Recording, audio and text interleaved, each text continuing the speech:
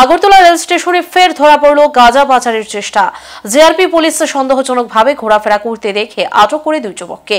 ধৃতের নাম অভিজিৎ সিংহ এবং আসামের করিমগঞ্জ জেলার বাসিন্দা সে। তল্লাশিতে উদ্ধার হয় 22 কেজি শুকনো গাঁজা, যার আনুমানিক বাজার মূল্য প্রায় 3.5 লক্ষ টাকা। পুলিশ জানিয়েছে ধৃত ব্যক্তি বহিরাজ্যে গাঁজা পাচারের চেষ্টা করছিল। জিআরপি থানার পক্ষ থেকে তার বিরুদ্ধে প্রয়োজনীয় আইনি ব্যবস্থা নেওয়া হয়েছে। কে বা কারা এই চক্রের সঙ্গে যুক্ত তা খতিয়ে দেখছে তদন্তকারী দল। রাজ্যের রেলপথকে মাদক পরিবহনের করিডোর বানানোর চেষ্টা ব্যর্থ করল পুলিশ। আজ সন্ধ্যাবেলা আমাদের আগরতলা জিআরপিএস থানার অফিসার এবং স্টাফ এবং পার্শ্ববর্তী আরপিএফ থানার অফিসার এবং স্টাফ মিলে রুটিন চেকআপে বেরোয়। তখন আগরতলা রেল স্টেশনের প্ল্যাটফর্ম নম্বর 1-এ একজন যুবককে দুটি ব্যাগ নিয়ে সন্দিগ্ধভাবে ঘোরাফেরা করতে দেখে আমাদের স্টাফ তাকে আটক করে।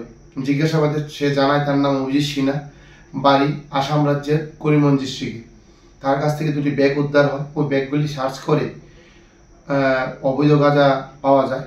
সর্বমোট ওজন করে দেখা যায় সর্বমোট 22 কেজি 580 গ্রাম গাঁজা আছে।